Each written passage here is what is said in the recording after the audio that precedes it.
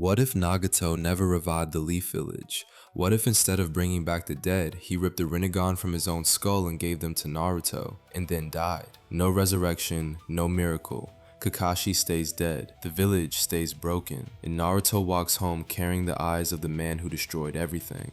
Rain hammered the wreckage of Konoha. Where a village once stood, there was only a crater, miles wide, still smoking, littered with broken timber, shattered stone, and the silence of the dead. Hundreds of shinobi and civilians lay beneath the rubble, among them Kakashi Hatake, among them Shizune, among them the elder toad sage Fukasaku. The pain invasion was over. The 6 bodies were destroyed, and Naruto Uzumaki, battered, bleeding, exhausted beyond anything he had ever endured, stood in the rain at the mouth of a paper cave, staring at the man who had taken everything from him.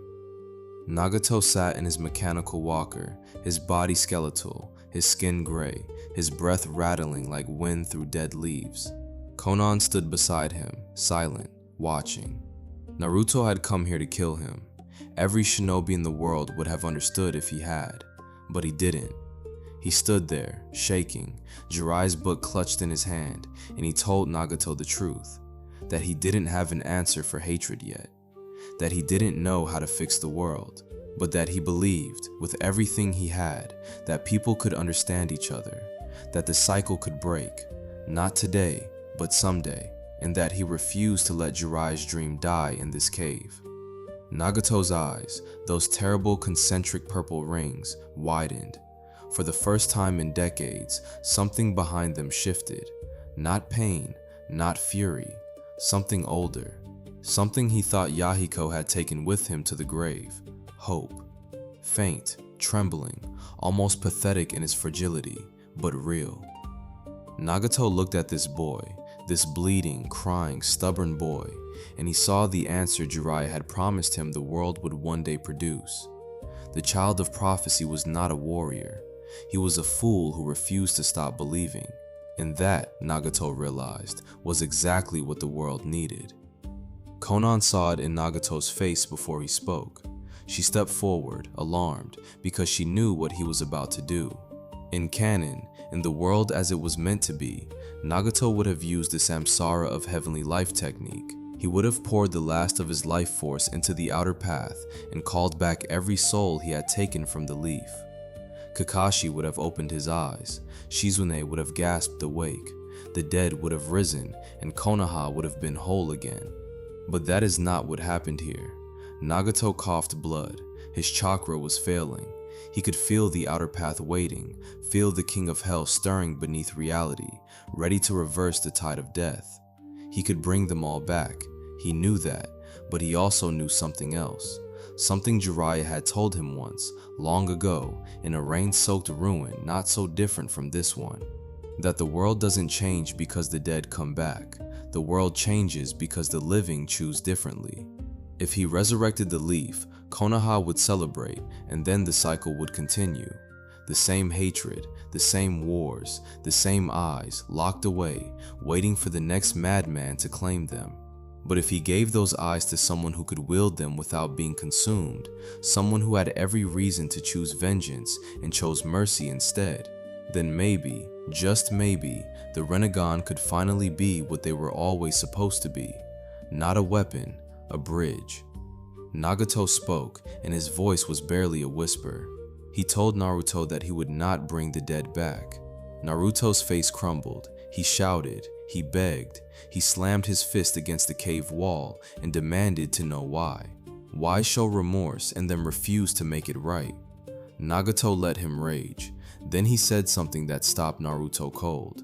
Because I'm giving you something more important than their lives. I'm giving you the power to make sure no one ever has to die like this again. Konan's hands were already glowing with medical chakra. She understood. Nagato reached toward his own face, and the Rinnegan pulsed, 2 violet suns burning in the dark. The transplant was agonizing. Konan worked with surgical precision born from years of battlefield medicine alongside the Akatsuki, channeling chakra into Naruto's optic nerves while Nagato's own eyes were removed and placed into the boy's skull. Naruto screamed. The pain was beyond anything the fox's healing could soothe. It felt like someone was pouring molten glass directly into his brain. His hands clawed the stone floor, his body convulsed. Kurama, behind the seal, stirred with a violence that shook Naruto's entire mindscape, because the nine-tailed fox recognized those eyes. He recognized the chakra signature embedded within them. It was ancient. It was absolute. It was the signature of the Sage of Six Paths himself, lingering in the dojutsu like an echo in a cathedral. When it was over, Naruto lay on his back in the mud, staring at the ceiling of the cave through eyes that were no longer his own. The world looked different. Everything pulsed with color, not light, but chakra. He could see the flow of energy inside Konan's body like rivers of blue fire. He could see the residual spiritual pressure of every corpse within a mile, fading like candle smoke. He could see the rain itself carrying traces of natural energy from the sky. And behind it all, like a drumbeat at the edge of hearing, he could feel the Rinnegan humming, drawing on his chakra, feeding, always feeding, never stopping. Nagato was already dying. Without the Rinnegan sustaining what was left of his shattered body, his organs were shutting down one by one. Konan held him. Naruto crawled to his side, his new violet eyes streaming tears he could barely control. Nagato looked at him, truly looked at him, with nothing left but his natural vision, fading to black, and smiled. It was the saddest smile Naruto had ever seen. "You carry my sins now," Nagato said. "All of them. Every life I took. Every village I broke. That is the weight of these eyes. But you also carry my hope, and Yahiko's, and Jiraiya Sensei's. Prove that the Rinnegan can create, Naruto. Prove that I was right to believe in you." He closed his empty eye sockets. He exhaled once. And then Nagato, the man called Pain, the last student of Jiraiya, the second god of the Rinnegan, was gone.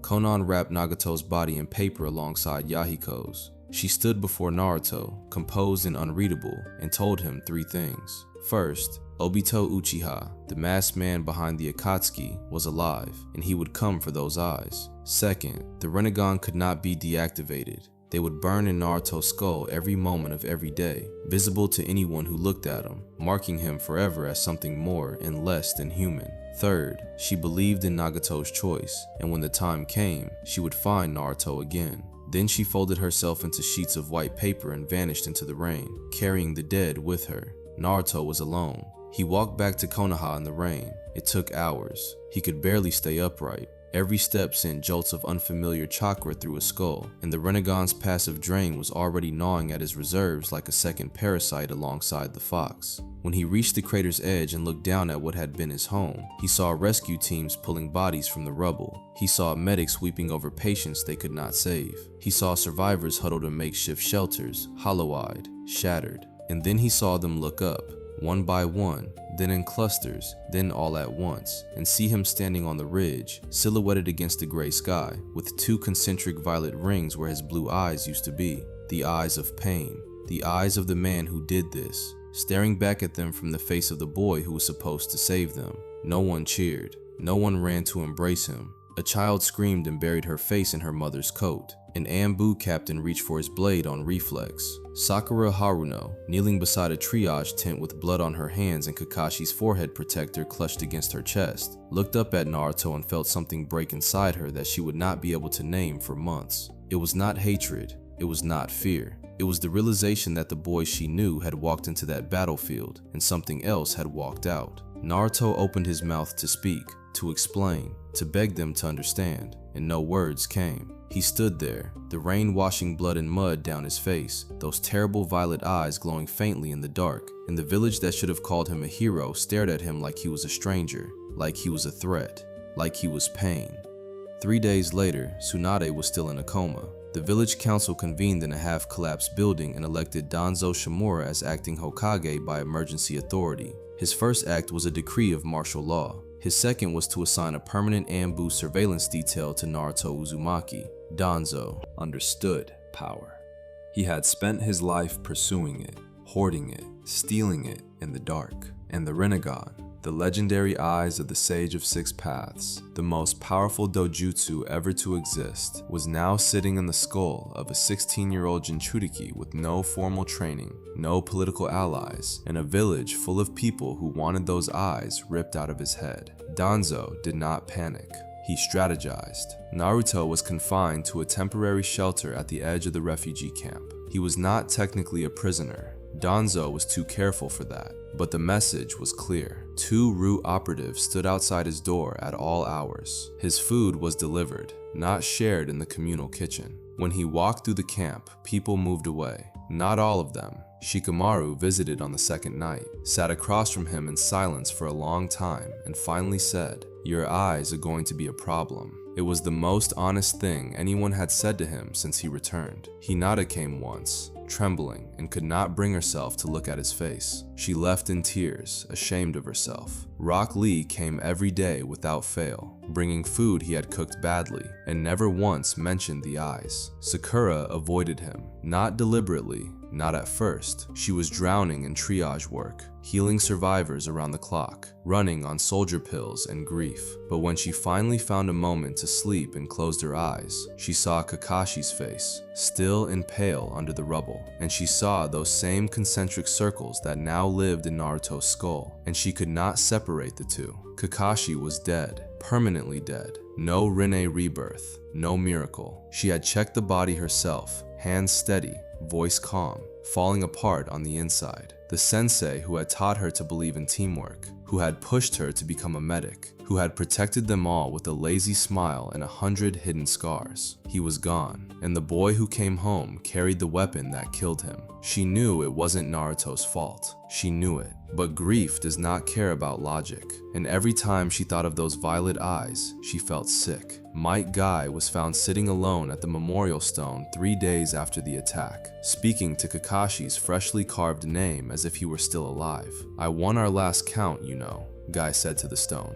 501 to 500. You were supposed to complain about it. You were supposed to say I miscounted. His voice cracked, and the greatest taijutsu master of his generation wept like a child. When he finally stood, his face was composed and his jaw was set, and he walked to Naruto's shelter and told the root guards that if they touched the boy, he would open the 6th gate inside their rib cages. He sat down across from Naruto, studied the Rinnegan without flinching, and said, "Kakashi believed in you. I don't need to understand those eyes to know that. From now on, where you go, I go." It was the first moment since the cave that Naruto felt like he still existed as a person. On the 7th day, Danzo convened a tribunal. The charge was not treason. Danzo was smarter than that. The charge was unauthorized possession of a strategic class Kage Genkai asset, posing an unacceptable risk to village security. In plain language, the Rinnegan was too dangerous for Naruto to keep,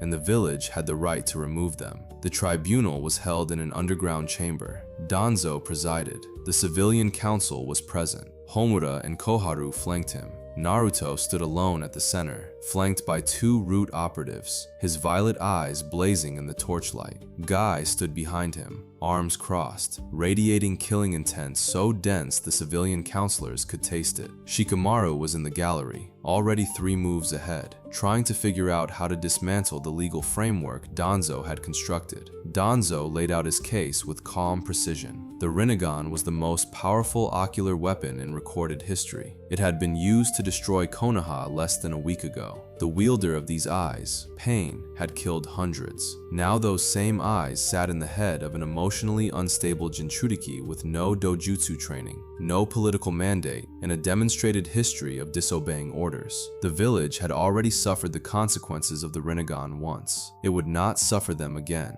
The proposal, surgical removal of both eyes, to be sealed in a secure root vault, studied and ultimately destroyed.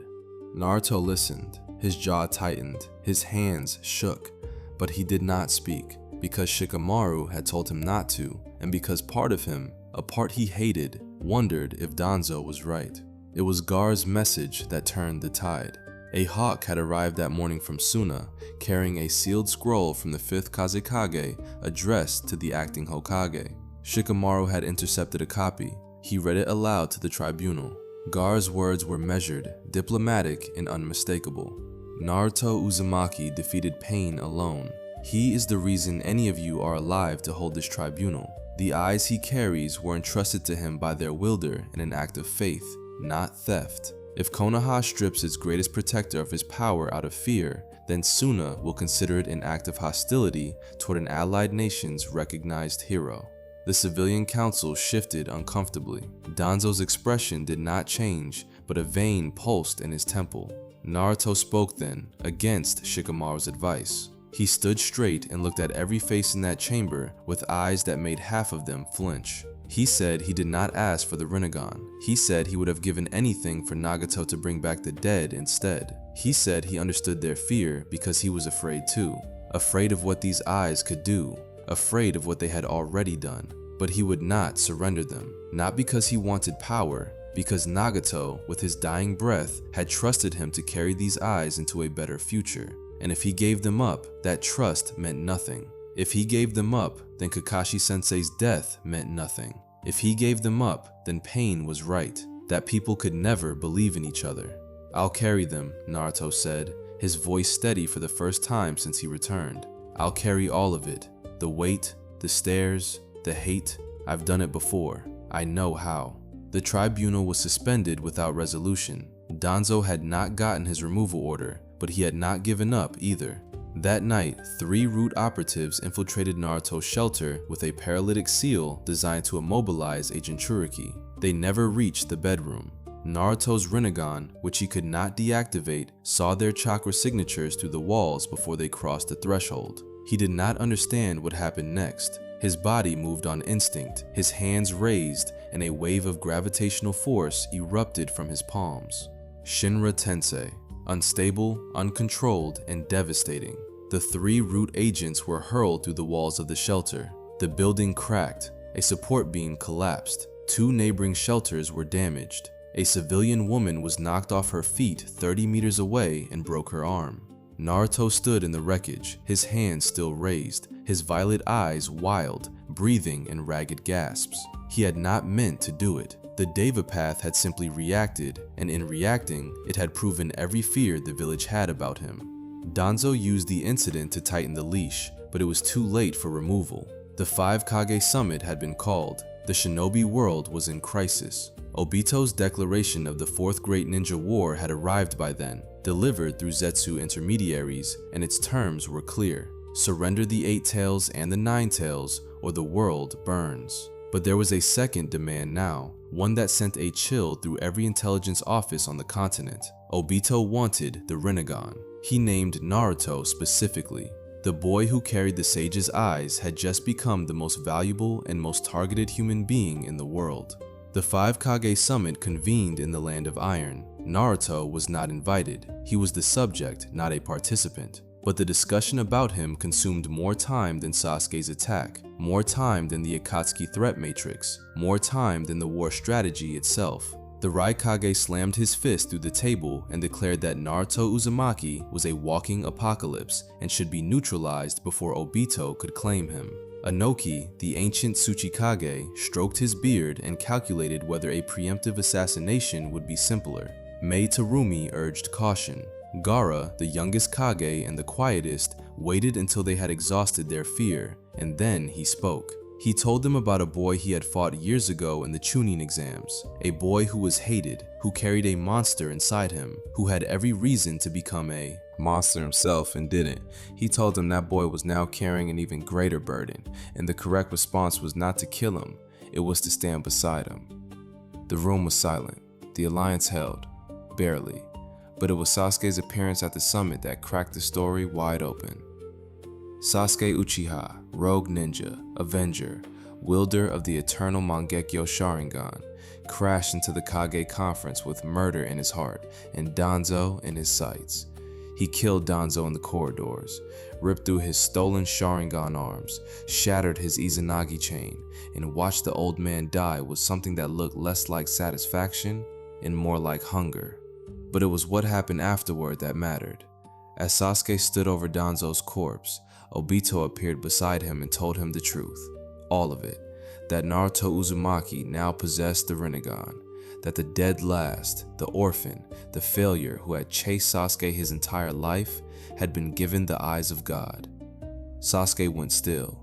His Mangekyo blazed with such intensity that the air around him crackled black with Amaterasu particles. Obito watched the rage boil and smiled behind his mask. "Doesn't it make you sick?"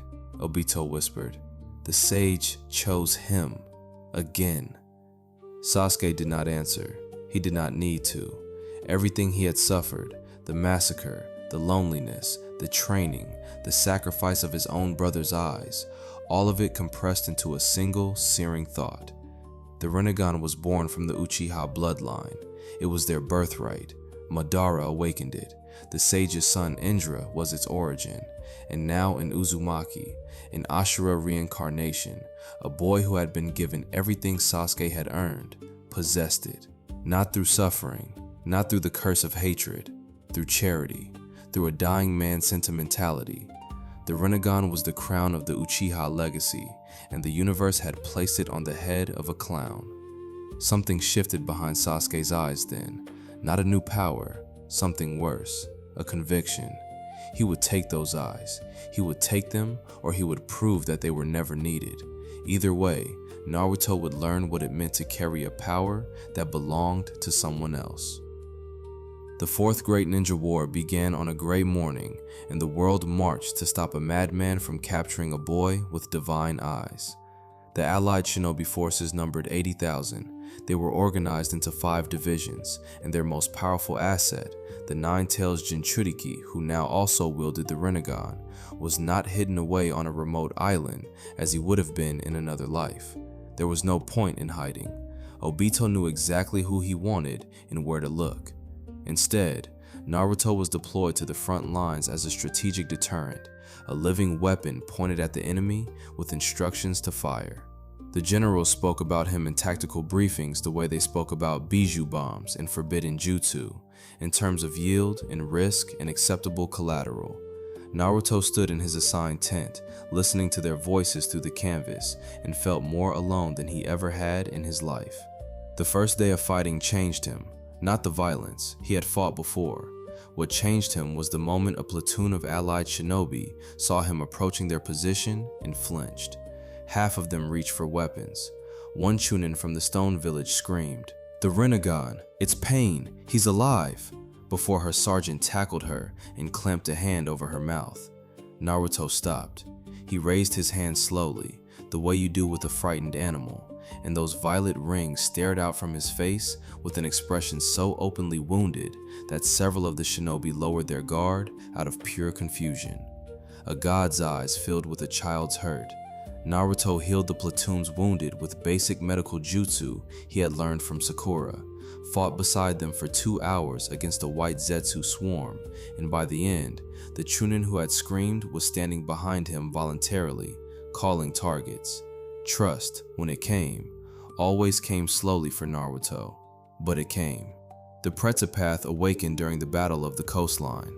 A reanimated shinobi launched a massive water dragon at Naruto's position, and something in the Rinnegan responded before his mind caught up. His hands rose and the jutsu dissolved, not deflected, not dodged, but absorbed. The chakra flowed into Naruto's system like drinking from a fire hose, wild and foreign and burning. He staggered, gasping, and for a moment his own chakra destabilized, the foreign energy clashing with his reserves, with Kurama's corrosive power, with the Rinnegan's constant drain. But it held, he held, and from that moment forward, Naruto could eat ninjutsu. Every jutsu fired at him became fuel. The battlefield calculus shifted overnight. You could not beat the Rinnegan wielder with ninjutsu alone. The animal path emerged organically, almost gently, from his existing bond with the toads. During a siege on the 3rd day, Naruto needed reinforcements and summoned Gamabunta on instinct, but the Rinnegan channeled the summoning differently. Gamabunta arrived with copies of the Rinnegan reflected in his great amphibian eyes, and through them, Naruto could see everything the toad could see. Shared vision, real-time battlefield awareness spanning miles. He expanded it, summoning smaller toads, scattering them across the field like living cameras, each one feeding visual data back to the Rinnegan Rinnegan's central perception. It was not unlimited. Each active summon drained chakra, and maintaining the network while fighting required a concentration that left him vulnerable to close-range ambush. But for the first time, Naruto understood what the Rinnegan truly offered. Not just power, perspective. The ability to see the whole battlefield, the whole world, at once. Then the Edo Tensei army arrived in force, and among the resurrected dead, bound by Kabuto's cursed jutsu, walked a figure with red hair and hollow eye sockets, Nagato. Brought back against his will, his body restored to its prime by the reanimation, but his eyes, his Rinnegan, were gone. They were in Naruto. The reanimated Nagato had empty, milky sockets where the sage's eyes once sat, and he moved through the battlefield blind, guided only by his extraordinary chakra sensing. When Naruto felt Nagato's chakra signature, he froze. The war, the battlefield, the screaming and dying, all of it receded into white noise, because walking toward him through the smoke was the man who had given him everything and left him with nothing, and Nagato was weeping without eyes. They met in a clearing between craters. Nagato's reanimated body stopped 10 meters away, blind head tilted, sensing the Rinnegan's chakra coming from Naruto's skull. "You're using them," Nagato said, his voice thick with emotion that the Edo Tensei could not fully suppress. "I can feel it. The Diva Path, the Preta, the animals." He paused. "Are they heavy, Naruto?" Naruto could barely speak. He nodded, then remembered Nagato couldn't see it and said, "Yeah, they're heavy." Nagato smiled, the same sad smile from the cave. "Good. They should be. If they ever stop being heavy, you've become me." The fight was not long. Kabuto's control forced Nagato to attack, and Naruto sealed him with a method Itachi's reanimation had taught the allied forces. But before the seal closed, Nagato whispered one final thing. "The seventh path, Naruto. The outer path. Don't use it the way I would have. Use it the way you would." Then the coffin closed, and Nagato was gone again. If Nagato's encounter was a wound, then what came next was an execution. Because Kabuto's Edo Tensei had not only resurrected Nagato, among the coffins pulled from the Pure Land was one that made Naruto's blood turn to ice. A figure in a Konoha flak jacket with silver hair that defied gravity, a mask over the lower half of his face, and one normal eye staring with gentle, exhausted sadness. Kakashi Hatake, reanimated, standing on the battlefield with the reluctant posture of a man who knew he did not belong here. He looked at Naruto. He saw the Rinnegan, and for a long moment, the copy ninja said nothing at all. "Sensei." Naruto's voice broke on the word. Kakashi studied him. The violet rings, the war-torn flak jacket, the muscle and scar tissue that had not been there before. The boy had grown. The boy had suffered. The boy was carrying more than anyone should ever carry, and he was still standing. Kakashi felt something that the Edo Tensei was not designed to allow. Pride. Deep, aching, limitless pride. "You look terrible," Kakashi said, with the exact lazy drawl Naruto remembered, "and those eyes don't suit you at all." Naruto laughed and sobbed at the same time, an ugly, gasping sound that made several nearby shinobi turn away to give them privacy. Kakashi's expression softened beneath the mask. "But you're still you, aren't you? Under all of it. Still Naruto." He stepped forward and placed one reanimated hand on Naruto's head, the way he had done after the bell test, after the bridge and wave, after every mission that mattered. "I'm proud of you. Now let me go." Naruto sealed Kakashi personally. He performed the hand signs with hands that would not stop shaking, and he watched the coffin lid close over that silver hair and that one visible eye, and he felt a piece of himself close with it. He stood there for 11 seconds, alone in the clearing, while the war raged around him. Then he wiped his face, turned around, and walked back into the battle. Something had changed, not in his power, in his posture, in the set of his jaw. He was not fighting for the village anymore. He was not fighting for acceptance. He was fighting to make sure that Kakashi's sacrifice, and Nagato's, and Jiraiya's, and every single person buried under that crater back home meant something, that their deaths were not the end of the story, that the Rinnegan, forged in hatred and passed through generations of suffering, could finally be redeemed. And in the seal behind his navel, Kurama watched through the boy's own eyes and thought, for the first time in 1,000 years, perhaps this one is different. The cooperation came not in a dramatic moment, but in a quiet one. That night, between engagements, Naruto sat in his mindscape across from the Great Fox, separated by the Seal Gate. Kurama stared at the Rinnegan from behind the bars. "Those are the old man's eyes," the fox said. "The sage who split me into 9 pieces, who sealed my mother, who decided what the world would be." Naruto said nothing. He waited. Kurama's massive red eyes narrowed. "You're dying, you know. Those eyes are eating you alive. Without my chakra, you'd have been dead 3 days after the transplant." Naruto nodded. "I know." Kurama was quiet for a long time. Then, "I'm not doing this for you. I'm doing this because if you die, I'm stuck in the dark for decades waiting to reform. And because..." He stopped. His tail shifted. "And because the old man would have wanted me to." The seal thinned, not broken, not opened, thinned. Kurama's chakra flowed into Naruto freely, willingly, for the first time. The Rinnegan's drain met its match. Naruto exhaled, and the constant pain behind his eyes, the headache that had lived there for weeks, eased for the first time since the cave. He looked at Kurama and smiled. The fox looked away. "Don't make it weird." With Kurama's full cooperation, Naruto entered the battlefield transformed. The golden shroud of Kurama Chakra Mode blazed around him, and within it, the Rinnegan burned brighter, their purple rings now edged with faint gold, a visual fusion of Tailed Beast power and Six Paths legacy that had never existed before. Naruto was not yet at his peak. He had 3 paths mastered, the Deva and Preta and Animal.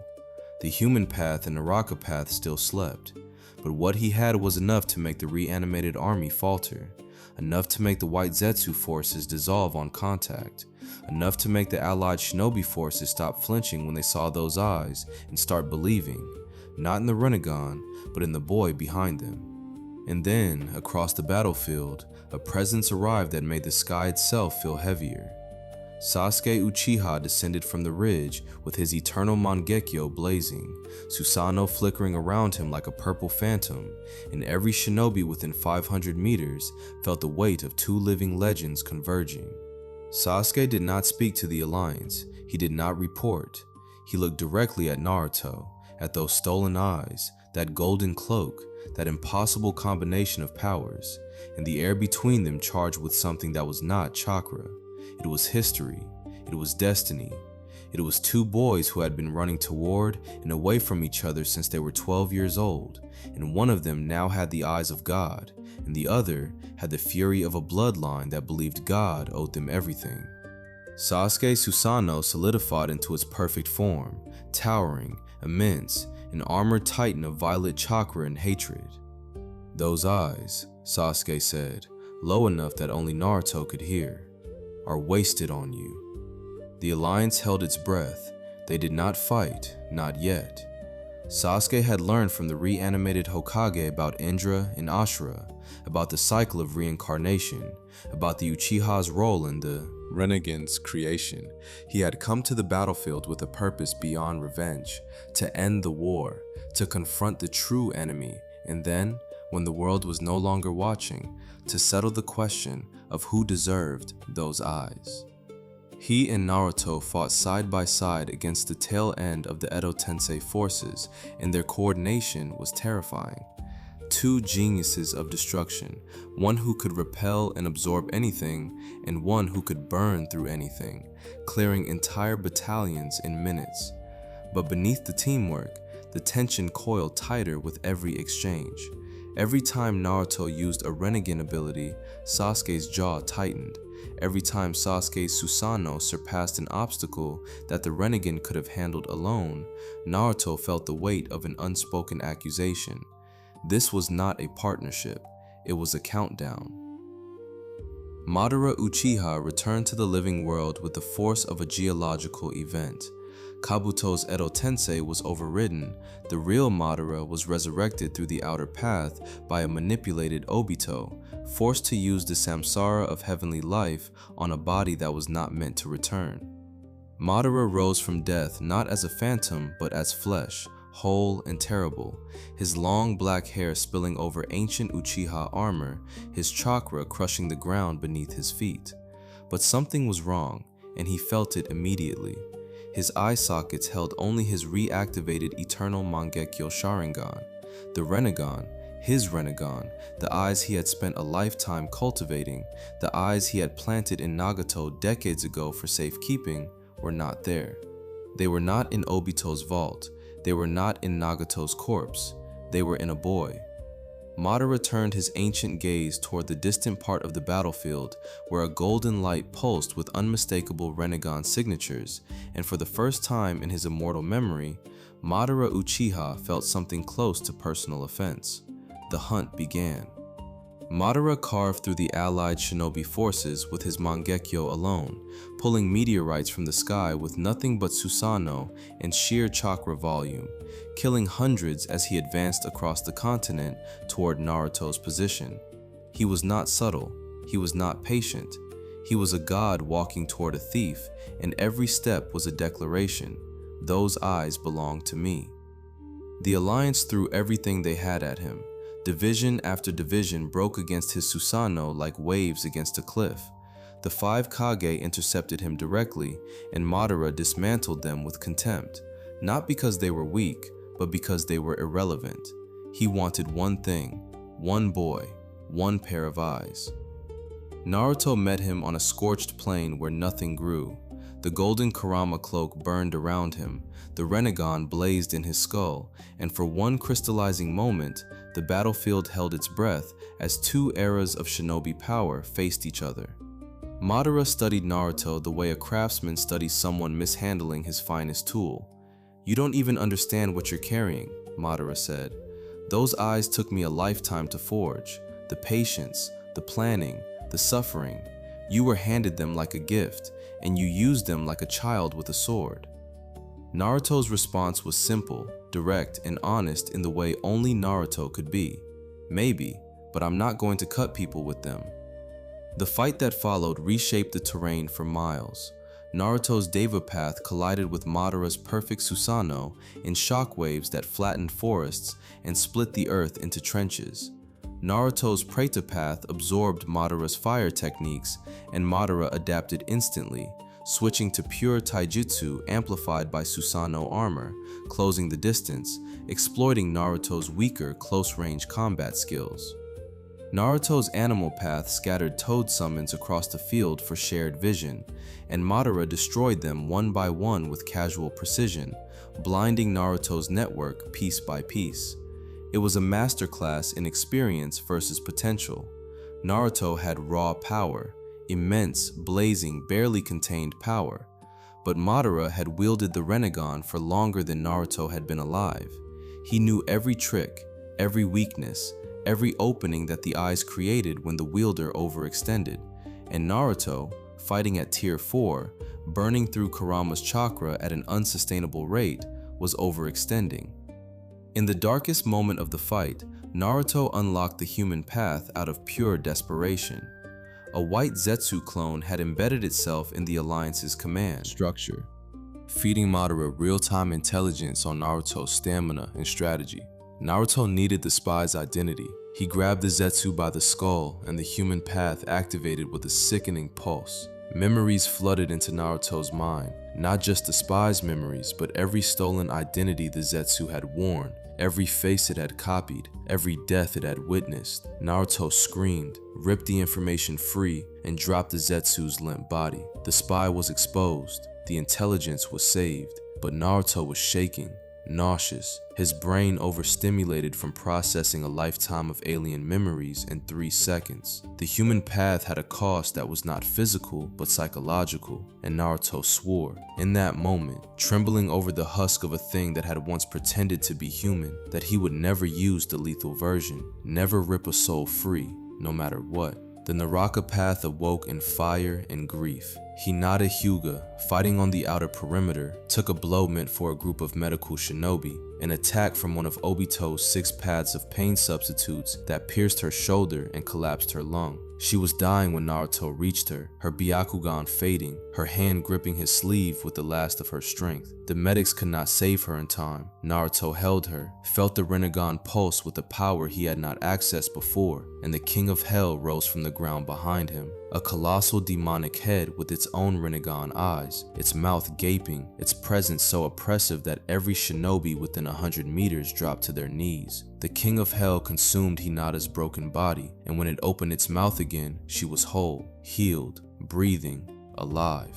Naruto collapsed beside her, his chakra reserves cratering, and the allied shinobi who witnessed it could not decide whether they had just seen a miracle or a horror. The Naraka path could restore, but the entity it called upon was not kind, not gentle, not remotely human. It was a thing of judgment, and every time it appeared, it reminded the world that the Rinnegan's power was not a gift, it was a sentence. Madara struck during Naruto's recovery. With terrifying precision, he bypassed Kurama's chakra cloak, shattered Naruto's guard with a Susanoo blade, and, in a sequence of movements so fast that only Sasuke's Sharingan could track them, drove his hand into Naruto's left eye socket and reclaimed one Rinnegan. The pain was indescribable. Naruto's scream echoed across the battlefield as Madara pulled the eye free, blood streaming down Naruto's face, the world halving, death perception shattering, his chakra network destabilizing as half the Rinnegan circuit was ripped away. Madara slotted the eye into his own left socket with the casual efficiency of a man putting on a glove.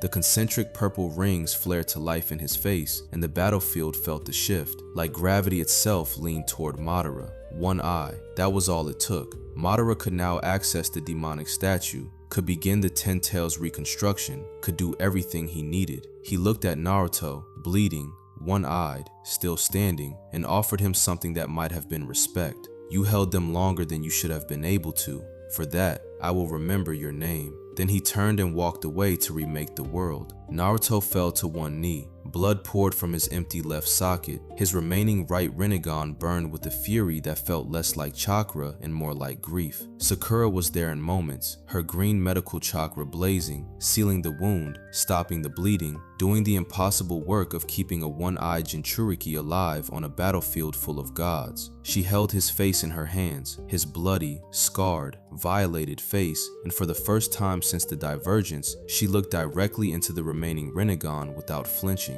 She did not see pain, she saw Naruto, exhausted, broken, still here. Don't you dare die, she said, and her voice had the steel of someone who had decided, fully and irrevocably, what side she was on. You still owe Kakashi sensei a future worth dying for. Naruto looked at her with his one violet eye and nodded. Act 5. The Seventh Path. The final phase of the war collapsed into chaos. Madara, with one Rinnegan restored, summoned the demonic statue of the outer path and began the Ten Tails resurrection sequence. Obito, discarded and desperate, attempted his own gambit for control and was struck down by Madara's limbo shadows, those invisible clones that only the Rinnegan could detect. The allied forces surged forward in a final, massive assault, and in the heart of it, two figures converged on Madara's position from opposite directions. Naruto Uzumaki from the west, one-eyed and burning gold, and Sasuke Uchiha from the east, his eternal Mangekyo ablaze with a new and terrible light. Sasuke had done what Naruto feared he would. Through Orochimaru's forbidden research and Hashirama's cells harvested from the battlefield, Sasuke had forced a partial Rinnegan awakening in his left eye. It was incomplete, a single Tomoe ringed eye that flickered between Rinnegan and Mangekyo, unstable, bleeding, causing visible nerve damage every time he used it, but it was enough. For a few minutes, maybe less, Sasuke could match what Naruto carried. The cost would come later. It always did. They did not plan the final attack. They did not need to. Naruto and Sasuke moved with the unconscious synchronization of two people who had been entangled since birth, rival halves of a cosmic whole. Ashura and Indra, sun and moon, the fist and the blade. Naruto's Sage Art Rinnegan Amplification merged his remaining eye's power with the natural energy of the world itself, creating a sensory field so vast he could feel every heartbeat on the battlefield. Sasuke's unstable Rinnegan opened a spatial rift that displaced Madara's limbo shadows into a pocket dimension for critical seconds, stripping away his invisible defense. They hit Madara together. Naruto's Senjutsu-enhanced Shinra Tensei meeting Sasuke's Amaterasu-coated Susanoo blade, and the god of shinobi was driven back for the first time in the war. Madara's armor cracked, his Susanoo wavered, and in the gap, Naruto did something no one expected. He reached out with the Deva Path's attraction, grabbed the Rinnegan in Madara's left socket with gravitational force, and pulled. The eye ripped free. Madara roared, the sound of an era ending. Naruto caught the eye, slotted it back into his own empty socket, and the world went white. Both Rinnegan reunited. Naruto Uzumaki, standing on a battlefield of 100,000 shinobi, erupted with a light that had not been seen since the age of the sage. The full power of the Rinnegan, all 6 paths, the outer path, the resonance of both eyes working in concert, flooded through a body sustained by Kurama's cooperation and amplified by Sage Mode. This was Tier 5, the true Sage of 6-path state. Naruto's golden cloak turned white at the edges, Senjutsu energy and Rinnegan chakra entailed beast power fusing into something that transcended all 3. His hair floated. His single truth-seeking intent was not to destroy, it was to end this. He formed a Chibaku Tensei with both hands, not the miniature version Nagato used, but a planetary-scale gravitational sphere that dragged the incomplete Ten Tails construct, the demonic statue, and Madara himself into a compressed prison of earth and stone high above the battlefield. The war stopped. Every eye looked up. A new moon hung in the sky, dark and terrible, and inside it, Madara Uchiha raged against a cage made of the very power he had spent his life pursuing. But the war ending was not the end of the story. The outer path was awake now, fully manifested, and it whispered to Naruto with a voice that was not a voice, more like a gravitational pull toward a truth he had been avoiding since the cave. He could bring them back, all of them. Kakashi, Shizune, the hundreds buried under Konoha's crater. The outer path, Samsara of heavenly life technique, was designed for exactly this. He had the power. He had both eyes. He had the chakra. The technique was waiting like a key in a lock, and all he had to do was turn it. But the cost was there too, undeniable, carved into the Rinnegan's deepest law. Life for life, chakra for chakra. The more he brought back, the more he paid. Nagato had died using it on one village. If Naruto used it at full scale, every death from the pain invasion, every casualty of the war, the cost would be absolute. He would die, not might, would. The battlefield fell silent as Naruto stood in the fading light, both Rinnegan blazing, the outer path's energy radiating from his body like heat from a sun. The allied shinobi sensed what he was considering.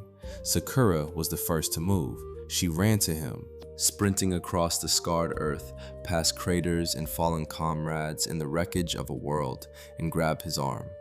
"Don't," she said. "Naruto, don't you dare."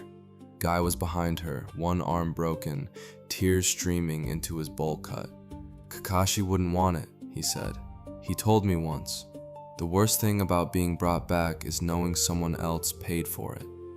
Gaara appeared via sand teleportation, his Kage robes torn, and placed a hand on Naruto's shoulder. "The world needs you alive," Gaara said. "The dead are at peace. The living still need protecting." And then, from behind the seal, Kurama spoke, not to the crowd, only to Naruto, in the shared space of their joined consciousness. The great fox's voice was quieter than Naruto had ever heard it. "I've lived for 1,000 years, Kurama said. "I've been sealed inside ashamed humans, weaponized by warlords, feared by everyone who ever looked at me. You're the first person who ever treated me like a partner instead of a tool. If you use that technique and die, I go back to being alone. I reform eventually, and some other brat seals me, and it starts all over. The fox's tails curled inward. I am not asking for myself. I am asking because I don't want to forget what it felt like, to not be alone. Naruto stood perfectly still. The outer path hummed in his palms. Every soul he could restore called to him through the Rinnegan's terrible vision. He could see them, the dead, lingering at the threshold. Kakashi's silver hair, Shizun's gentle smile, 100 nameless faces that he had failed to save. They were right there, one technique away.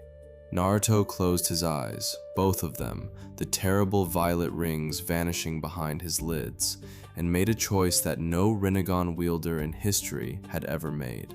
He did not use the Samsara of heavenly life technique. He did not bring back the dead.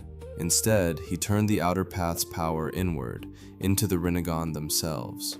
He channeled every ounce of the seventh path's dominion over life and death, not into the dead, but into the eyes. He was not restoring life, he was ending a legacy. The chakra roared.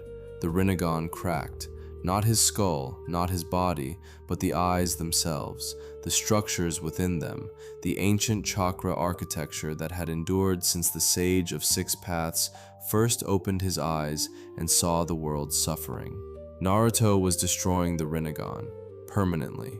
The light that erupted from his eye sockets was not golden or purple or white. It was every color and none. The raw release of centuries of accumulated power discharging back into the natural world. The chakra dispersed into the atmosphere like the last breath of a dying star, scattering into the wind, into the earth, into the rain that had begun to fall. Naruto screamed. The pain was beyond the transplant, beyond the battles, beyond anything. He was tearing out a part of his own chakra network, the part that had fused with the Rinnegan over months of war and suffering and growth. It was like ripping out his own nerves, but he held.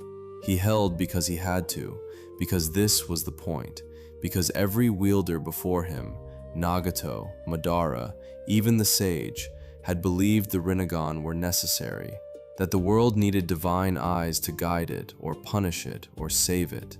And Naruto, standing in the rain on a battlefield of 100,000 witnesses, decided that they were wrong. The world did not need the eyes of God. The world needed to learn to see for itself. When the light died, Naruto stood swaying in the dark.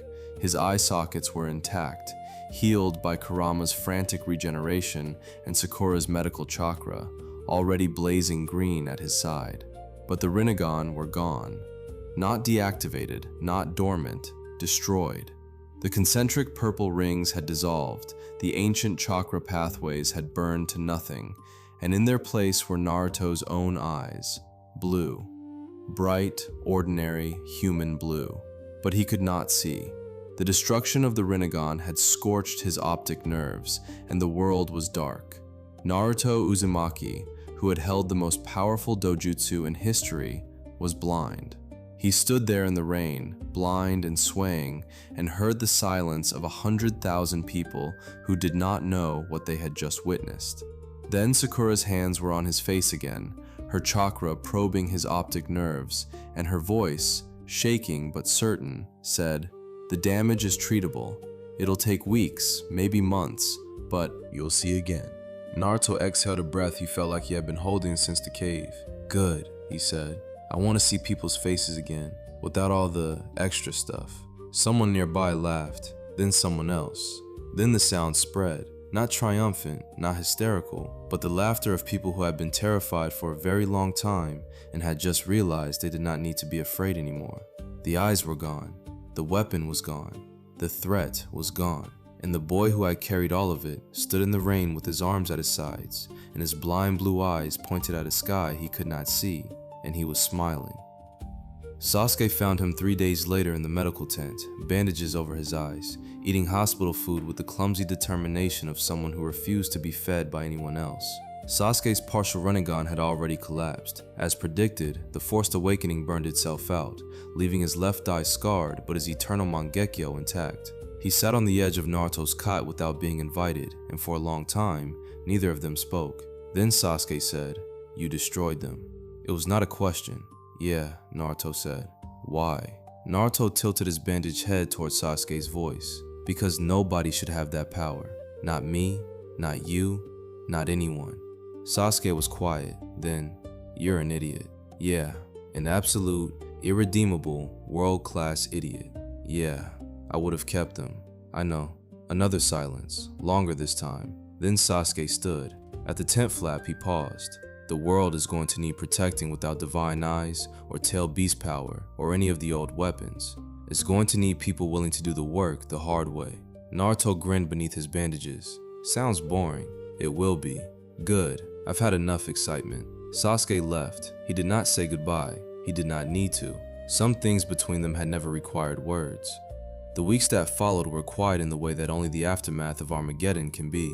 The allied shinobi forces dismantled their camps and went home to rebuild countries. Konoha's crater was still there. It would take years to fully rebuild, but the survivors returned to it with something they had not carried since the Pain invasion: clarity. The Rinnegan were gone. The eyes that had haunted them, that had stared out from Pain's face as he obliterated their home, that had stared out from Naruto's face as they tried to decide if he was savior or successor, those eyes no longer existed. The fear dissolved slowly, the way ice melts in spring, not all at once, but irreversibly. And in its absence, what remained was the memory of a boy who had carried those eyes, had been hated for carrying them, had been hunted for carrying them, had won a war with them, and then had destroyed them so no one would ever have to be afraid of them again. Naruto's vision returned on a Tuesday. Sakura removed the bandages herself in a small room in the reconstructed hospital, with a guy standing in the corner trying very hard not to cry and failing completely. The first thing Naruto saw was blurry, shapes, light, color. Then Sakura's face, tear-streaked and smiling. Then Guy's thumbs up, shaking with emotion. Then his own reflection in the window, and his own eyes, blue and ordinary, looking back at him. No rings, no violet, no ancient power humming behind the iris, just eyes. His eyes. He stared at himself for a long time, and then he laughed. The real, full-body, head-thrown-back laugh that the village had not heard since before the invasion. Outside the window, a child in the street looked up at the sound and tugged her mother's sleeve. "Who's that?" she asked, and her mother, who had once screamed at the sight of those violet rings, looked up at the window and said, with a softness she did not know she still had, "That's Naruto." Years later, when historians wrote about the Fourth Great Ninja War, they debated what the decisive moment had been. Some pointed to the sealing of Madara, some pointed to the alliance itself, 5 nations that had never trusted each other choosing to fight as one. Some pointed to Sasuke's last-second arrival, or Guy's impossible courage, or Gaara's diplomacy. But the shinobi who had been there, the ones who stood on that rainy field and watched, they all agreed. The war ended the moment a boy with the eyes of a god chose to be human. They called the Rinnegan the eyes of Samsara, the endless cycle. Birth, suffering, death, rebirth. Over and over, forever. Every wielder before Naruto had used those eyes to control the cycle, to cheat it, to bend it. Nagato used them for pain, Madara used them for dominion, the sage himself used them to build a world that would spend centuries fighting over his legacy. Naruto Uzumaki was the first to step off the wheel. He did not use the eyes to reshape the world. He destroyed them so the world could reshape itself. And in doing so, the boy who had once been hated for the monster in his belly, and then hated again for the god in his eyes, proved something that no amount of divine power could ever prove on its own. That the strongest thing a person can do is not to hold on to power, but to let it go.